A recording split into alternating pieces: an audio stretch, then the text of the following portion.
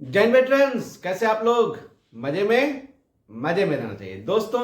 हमारे बहुत सारे बंधुओं का पेंशन स्पर्श के द्वारा मिल रहा है और हमारे बहुत सारे बंधुओं का पेंशन स्टेप बाय स्टेप बैंकों से स्पर्श में शिफ्ट हो रहा है। अब सवाल ये उठता है आपके मन में कि आखिर स्पर्श के पास डेटा कहां से आता है और कौन देता है डेटा? रिकॉर्ड ऑफिस देता है आपका डेटा या बैंक देता है? तो चलिए मैं आपको आज क्लैरिफाई करने वाला हूं कि पीसीडी प्रयागराज के स्पर्श डिपार्टमेंट में डेटा कहां से आता है। तो स्पर्श आपका डेटा पीडीए से लेता है और पीडीए मतलब पेंशन डिस्ट्रीब्यूटिंग एजेंसी। वो कुछ भी हो सकता है, आपका पोस्ट ऑफिस हो सकता है और बैंक भी हो सकता है। तो बैंक से वो कौन कौन सा डेटा लेता है? बैंक से आपका नाम लेता है, आपका अकाउंट नंबर लेता है, आपका पैन कार्ड, आपका आधार कार्ड, आपका मोबाइल नंबर, आपका ईमेल एड्रेस और आईएफएससी कोड आपका बैंक अकाउंट नंबर का लेता है जिसमें आपका पेंशन ट्रांसफर करेगा। और साथ में पेमेंट हिस्ट्री भी लेता है कि अभी तक आपको कितना पेमेंट मिल चुका है और अभी तक कितना ड्यूज है। ये सारी जानकारी वो पीडीए यानी पेंशन डिस्ट्रीब्यूटिंग एजेंसी से स्पर्श लेता है। और ये डेटा लेने के बाद वो क्या करता है? और डेटा लेने के बाद वो मैच करता है मास्टर डेटा के साथ जो पीसीडीए प्रयागराज के पास अवेलेबल है। याद रखिए कि बहुत सारे बंधुओं का ईपीपीओ जारी हुआ था और ईपीपीओ जारी होने के लिए मतलब उनका सिस्टम डिजिटलाइज हो गया था। पीसीडीए नेवी हो, जेसीडीए दिल्ली हो या पीसीडीए प्रयागराज हो, उन यानी कि पीसीडीए प्रयागराज के पास मास्टर डेटा है और जो जेसीडीए दिल्ली एयरफोर्स के पास जो डेटा था या पीसीडीए नेवी मुंबई के पास जो डेटा था, उन सारे डेटा को पीसीडीए प्रयागराज ने अपने पास मंगवा लिया और जो मास्टर डेटा है उसके साथ पीडीए के द्वारा लिया गया डेटा को मैच करता है पीसीडीए प्रयागराज और उसके बाद स्पर्श में आपका पेंशन माइग्रेट हो जाता है। और माइग्रेशन के बाद आपके मोबाइल पर एक एसएमएस आता है जिसमें आपका यूजर आईडी, स्पर्श पीपीओ नंबर और पासवर्ड रहता है। अब दूसरी मुद्दे की बात यह आती है कि हमारे बहुत सारे बंधुओं ने डिजिटल लाइफ सर्टिफिकेट दिया है और स्पर्श में और उनका लाइफ सर्टिफिकेट फेल हो गया है और उनका पेंशन बंद हो गया है। उसका कारण यह है कि उनका आधार कार्ड में जो नाम था वह स्पर्श के नाम से बिल्कुल मैच नहीं कर रहा था या स्पर्श में उनका आधार कार्ड नंबर फीड नहीं था। अब क्या करेंगे वो? जब रिटायरमेंट के टाइम पर जो उनको पीपीओ मिला था उसमें नाम तो बिल्कुल सही था और आधार कार्ड में बिल्कुल नाम सही है, लेकिन स्पर्श में जैसे ही डाटा माइग्रेट हुआ उनका नाम गलत हो गया। उस केस में वो क्या करेंगे? उस केस में उनको करना कुछ नहीं है दोस्तों, बड़ा आसान है।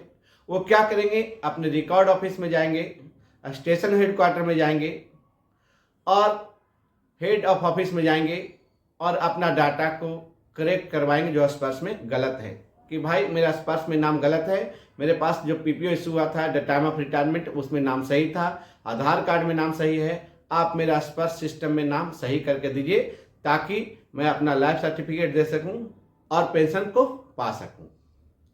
अब बात यह आती है कि स्पर्श में नाम तो सही है पीपीओ के हिसाब से, लेकिन आधार कार्ड में नाम गलत है जो मैच नहीं कर पा रहा स्पर्श सिस्टम के अनुसार। तो उनको क्या करना पड़ेगा?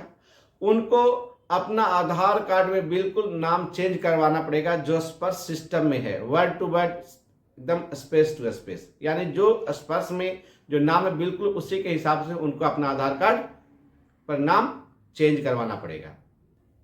अगली बात यह है कि जब स्पर्श ने डाटा माइग्रेशन करवाया था पीडीए से यानी बैंक से स्पर्श में, तो उसमें आधार कार्ड फीड नहीं किया था। जैसा मैं पिछले वीडियो में बहुत बार बताया था कि आपका स्पर्श में आधार कार्ड नहीं है जिसके कारण आप लाइफ सर्टिफिकेट नहीं दे पा रहे हैं। जो पोस्ट 2016 रिटायरी हैं यानी 2016 के बाद जो रिटायर हुए हैं उसका डेटा बैंकों से स्पर्श में तो आया था और पीसीडीए यानी स्पर्श ने उनका आधार कार्ड भी स्पर्श में डाला और पैन कार्ड भी स्पर्श में डाला। और अगर उनका नाम आधार कार्ड और स्पर्श में जो उनका नाम है मैच नहीं कर पा रहा है और आधार कार्ड नंबर अगर स्पर्श में फीड है तो भी वो अपना डिजिटल सर्टिफिकेट दे सकते हैं। जैसे वो बैंकों में पहले कैसे होता था कि आधार कार्ड में नाम थोड़ा सा अलग है और बैंक अकाउंट में नाम अलग है और पेंशन अकाउंट में थोड़ा सा अलग है। लेकिन जैसे ही वो बैंक में जाते थे और डिजिटल लाइफ सर्टिफिकेट देते थे तो उनका लाइफ सर्टिफिकेट हिट हो जाता था और उनको पेंशन कंटिन्यू मिलते रहता था। जो पोस्ट 2016 रिटायरी हैं, अगर उनका आधार कार्ड पर जो नाम है अगर वो स्पर्श सिस्टम से मैच नहीं कर पा रहा है और स्पर्श सिस्टम में उनका आधार कार्ड नंबर दिया हुआ है तो भी वो अपना डिजिटल लाइफ सर्टिफिकेट दे सकते हैं। उनको टेंशन लेने की कोई ज़रूरत नहीं है। टेंशन लेने की जरूरत उनको है जो प्री 2016 रिटायर हैं। स्पर्श ने प्री 2016 वाले का तो डेटा तो माइग्रेट करवा लिया बैंकों से, लेकिन उसका आधार कार्ड अपने सिस्टम में अपडेट नहीं कर पाया है और ये सारा बर्डन किसके ऊपर डाला है? पेंशनर के ऊपर डाल दिया है प्री 2016 का, कि आपको खुद जाके स्पर्श सिस्टम पर अपना आधार कार्ड नंबर डालना है। ये थोड़ा गड़बड़ किया है स्पर्श ने, क्योंकि पोस्ट 2016 वाले जो हमारे रिटायरी हैं वो तो टेक एक्सपर्ट हैं, वो टेक्नोलॉजी में मास्टर हैं और वो टेक्नोलॉजी एक्सपर्ट हैं। लेकिन प्रॉब्लम तो उनके साथ आती है जो प्री 2016 रिटायरी हैं, जो 80 में रिटायर हुए, 70 में रिटायर हुए, 2000 में रिटायर हुए। उनको मोबाइल से कुछ लेना देना नहीं है और उनको परेशानी का सामना करना पड़ता है टेक्नोलॉजी के लिए। और उन्हीं आदमी को स्पर्श ने बोला कि भाई तुम अपना आधार कार्ड खुद ही ऑनलाइन जाओ और सबमिट करो। इस बात को पीसीडी प्रयागराज ने थोड़ा ध्यान नहीं दिया और इसका कष्ट भोगना पड़ रहा है हमारे जो प्री 2016 रिटायरी हैं। तो प्री 2016 रिटायरी के लिए एक एडवाइस है कि पीपीओ में उनका नाम, आधार कार्ड में नाम और स्पर्श में नाम, तीनों नाम बिल्कुल मैच होना चाहिए। जब तीनों में नाम मैच होगा तभी आपको पेंशन में कोई परेशानी नहीं होगी। अगला बात यह है कि क्या भविष्य में ऐसा हो सकता है कि अगर स्पर्श में नाम थोड़ा मैच नहीं कर पा रहा है आधार कार्ड से, तो क्या सिर्फ आधार कार्ड के नंबर पर लाइफ सर्टिफिकेट स्पर्श में दिया जा सकता है ताकि उनको पेंशन लेने में कोई तकलीफ ना हो?